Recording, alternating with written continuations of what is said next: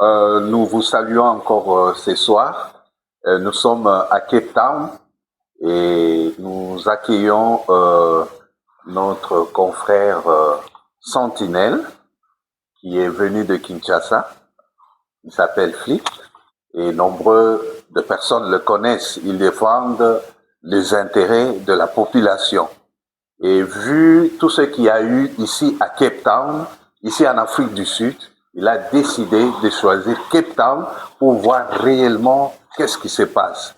Il est passé à Kensington, il a eu des communautés qu'il a pu voir et il a eu des conférences. Et ce soir, nous avons aussi cette opportunité avec nos frères de Masberry. Ils sont venus parce qu'ils ont aussi des doléances. Ils ont des problèmes qu'ils veulent exposer, afin que l'homme le plus habile pour transmettre cela auprès du chef de l'État et auprès du ministère de logement, afin que cela puisse arriver, parce qu'ils sont tourmentés. Ils ont acheté des terres, mais avec cette histoire de xénophobie, ils sont dans des difficultés. Ils sont très nombreux et nous avons que 2 représentants qui sont ici. Ils vont exposer leurs problèmes à notre représentant Sentinelle. Ils sont aussi sentinelles et quand ils ont appris que notre représentant est ici, ils ne pouvaient pas porter le fardeau d'eux-mêmes. Ils ont dit non, ces fardeaux que vous nous donnez, nous allons aussi le donner à qui de droit. Il doit aussi verser à celui qui doit répondre à nos questions. Et c'est pour cela que je vais remettre la parole à notre frère et sentinelle, Flick. Il va parler et ensuite il va remettre aussi la parole à nos frères de Masberry. Ils vont s'exposer. Nous vous remettons la parole. Merci beaucoup, pasteur, notre sentinelle de la Cape Town. Et Naoki bien, ma première chose que peux expliquer. Et moi, je suis venu vite. Et pas ya maman na biso honneur au wapi azo kamba mboka na biso na ministère oyo etali affaires foncières. À ma connaissance, nayebi ki ba étranger nyonso oyo baza na République démocratique du Congo et soki bazosomba bandako baterrain et affaires foncières oyo tobengi cadastre bapesaka bango bacontrat oyo ezalaka 25 ans ya renouvelable. Mais tout un problème oyoyo, bandeko na biso bakomi nango awa na Afrique du Sud na Cape Town et basomba ba terrain, basomba bandako, batongi. Na mouvement o et ya xénophobie, et ba sud-africain bazoluka babenga na bango pour qu'ils va récupérer o ezali ba bien na bango. Loi forcée et lobby ni. Bandeko bako expliquer biso kana bango problème na bango oyo wapi. La réponse de bango mingi ekouta epai ya garant de la nation oyo tobengi Antoine Tshisekedi, chef de l'État, Félix Fati Beton, président de la République démocratique du Congo, oyo azali na garant de bon fonctionnement pour na kobatela et puis soutenir oyo ezali petit. Moi je pense que notre chef de l'État akozwa langage na homologue na ye président de l'Afrique du Sud pour les étrangers et bien les Sud-Africains. Ils ont des ndako et pas na biso. Et les lots balali baloti noto ba benga na ba Congolais. Parce que ba Congolais oyoyo ça depuis plus de 30 ans, 20 ans, ba boti bana ba sombi ba terrain vide, ba tongi ba ndako ko ezali na valeur ya ba 150 ou 160 000 dollars. La rente est à 1 600 000 ou 1 500 000 de rente. Donc, notre gouvernement a une obligation de voir où ils allaient les devants pour que la population soit pervertie. Il y a un tokoyo qui a dit qu'on a dit sur la sentinelle, il y a la sécurité là-bas, et puis il y a là, et pas il y a un coordonnateur là-bas, la sentinelle de la République démocratique du Congo, mais c'est fait que Bosso, ou le chef de l'État, au Yokaka, et ils vont mettre Ibélé en pratique. Donc, et donc on a dit que Oyoyo, le Bunda, pour la Bengana, le Bunda ya Congo Zaki Kabila, et Balongwa, na Bamboka, ou Basadi, comme on a Pretoria, ça va 4-5 jours pour voter, et na retour, on va faire ça, et Misala là-bas. yango wana koyoka baokaiki sentinelle azali awa auti précisement na Kinshasa nde bayaki na badoléance na bango baye nango epa na nga nga mpe nazomema bango na aki les droits oyo wapi bokoyeba kotia loboko nsima na bango pour ke bazala baperdant te. Donc voilà, toza na représentant oyo azali président et puis tozali na secrétaire général na ye bakoexplike na mokuse mpe na molai mpona compréhension ya malamu. Merci. Ok, merci Sentinelle ya coordinateur. En tout cas, te remercions mingi. Biso touti mwa musika, touti na mama Siberi. Tuye awa pona kolela badoléance na biso. En tout cas, tosomba tokota na mboko oyo. En tout cas, tokota ki nazaki na trop jeune. Après tuye ndenge tokota awa tobundi makasi. Na ndenge tozwaki ba terrain awa naza résident permanent ici en Afrique. Tosombi ba terrain nde tobandaki koconstruire parce que ba terrain wana Afrique du Sud na parlement na bango balobaka ke ba terrain eza vide eza neti na ba farm ba terrain eza vide motu nyonso aza na Afrique du Sud oyo aza na mokanda na Afrique du Sud akoki kozwa terrain asomba akoki kosomba epuis atongi tozalaki elongo na basud africain tosombi totongi bandako etelemi en tout cas toza communauté monene kote ya mama Siberi communauté monene tosomba bato basomba mpe batongi na baflat ya de congolais oyo batongi baflat bazoede bandeko na bango bandeko na biso bacongolais bazovanda kuna nde problème na biso eza ke ndenge baxénophobie oyo ye en tout cas tozozwa bamenance ya ndenge na ndenge en tout cas tozomona ke ondire tokoki koperdre epuis tokoki koperdre te parce que eza na kansela oyo eza awa ezotala keno soki oza sud africain bakopesa yo soki oza sud africain te nde bazotala baka na biso nde yango wana tomonaki sentinelle coordonnateur nde yango wana toyaki awa mpo tolelela ye ekomaki na mokonzi chef de l'État oyo biso tobima awa tokenda na Pretoria tovote ye mpo lelo so aza président de la république mwa vote na nga moko kota na kati nde yango wana tozali awa toye awa toloba baproblème na biso toza na bandako eza evandi tovandi toboti toza na bana sikoyo lelo so babengani biso toperde bambongo na bana tokokende wapi nde yango wana problème towana. I believe Sentinel is a watchman. He's there to watch over what is happening around, more specific, around Congolese community here, around the globe, more precisely here in South Africa, in Cape Town. And we say thank you for your time. And we appreciate the effort and the time for coming here and have a discussion with us today. Thank you. So as we've heard, we're coming from a little bit far from here. And we are representing a lot of families in Mamasbury. Nous représentons une grande communauté à Mamasbury, qui est comme une grande commune. We're talking about between 600 and 800 families. Nous sommes presque 600 familles qui sont là, qui ont acheté les espaces et construit ces espaces. Which is about close to 2,000 Congolese our brothers and sisters with our kids. Et que c'est presque environ de 2000 et quelques Congolais avec les femmes et les enfants qui vivent dans cette grande commune.